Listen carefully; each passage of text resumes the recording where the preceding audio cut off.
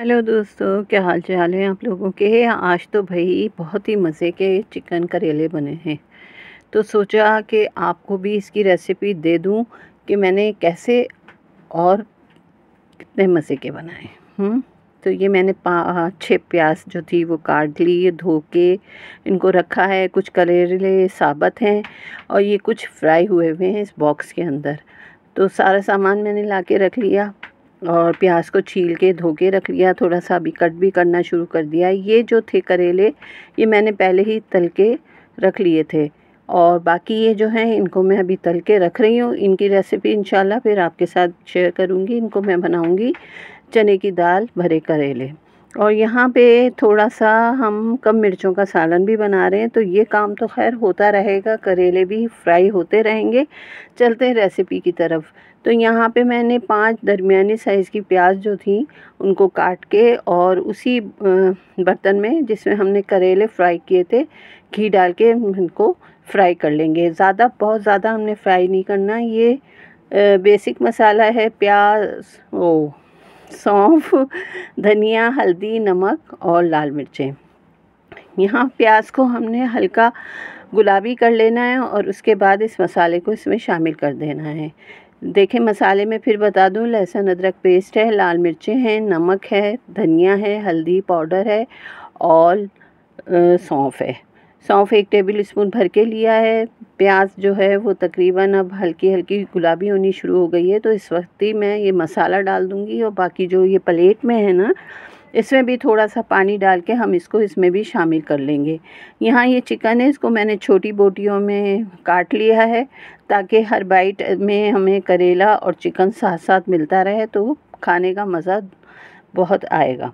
तो अब ये जो है मसाला, इसको मैं अच्छे से भून रही हूँ और तकरीबन ये भून चुका है। अब हम इसके अंदर बस अब आप इसमें चिकन को भी डाल दें ताकि जो मसाला थोड़ा सा भूनना भी बाकी है, तो इसके साथ चिकन को भी हम अच्छे से बहुत अच्छी तरह हमने भूनना है ताकि इसकी हीक वगैरह बिल्कुल निकल जाए।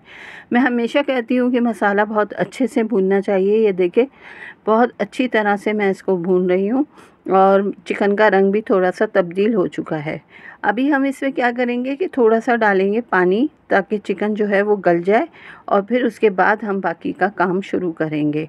बहुत आसान सी रेसिपी है, कोई बहुत मेहनत नहीं है। बस आपके पास एक दिन पहले अगर करेले छिले हुए और फ्राई किए हुए रखे हैं तो काम बहुत आसान हो जाएगा। पानी मैंने इसमें डाल दिया है। अब हम इसको ढक के उस वक्त तक पकाते हैं जब तक हमारा जो चिकन है वो गल नहीं जाता।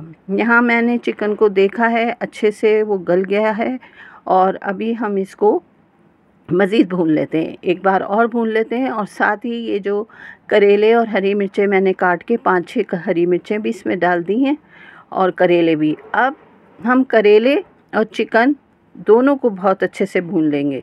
उसके बाद मज़ीद हम इसमें पानी डाल के थोड़ी देर पकाएंगे। और फिर एक बात और आखिर में कि हम उसके अंदर क्या करने वाले हैं जिससे इसका जायका बहुत ही मज़े का होने वाला है।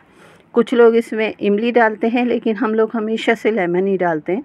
ये देखें थोड़ा सा इसमें पानी बाकी है लेकिन इसकी भुनाई अच्छी से हो रही है। जब ये अच्छी तरह से मुझे लगेगा भुन चुका है, अब घी तकरीबन अलग हो गया है, तो अब हम इसके अंदर क्या करेंगे, थोड़ा सा पानी डालेंगे। बहुत ज़्यादा हमें पानी नहीं डालना है, हल्का सा पानी डालेंगे ताकि करेले जो हैं वो गल जाएं, क्योंकि करेलों को भी गलाना ज़रूरी है। वैसे तो ये फ्राई हुए हुए हैं लेकिन हल्का सा इनको गला लिया जाए तो मज़ा ज़्यादा आता है खाने में। अब ये तकरीबन हमारी जो रेसिपी है तैयार हो चुकी है चिकन करेले की। और यहाँ मैंने नींबू का रस हस्बे पसंद डाल दिया है। आपको जितना खट्टा पसंद है आप उस हिसाब से इसको डाल लें। इसको 10 मिनट हम मज़ीद दम पे रखेंगे ताकि लेमन का जो फ्लेवर है वो तमाम चिकन में और करेलों में आ जाए। वो हो चुका। अब इसके अंदर हरा धनिया और पिसा हुआ गरम मसाला डालिएगा और बस डिश आउट कीजिएगा और गरम गरम रोटियों के साथ या नान के साथ इसको आप खा सकते हैं। तो बहुत बहुत मज़ेदार, बहुत आसान रेसिपी, इंशाल्लाह आपको पसंद आएगी। मेरी हमेशा कोशिश होती है कि आपको आसान से आसान रेसिपी दूँ।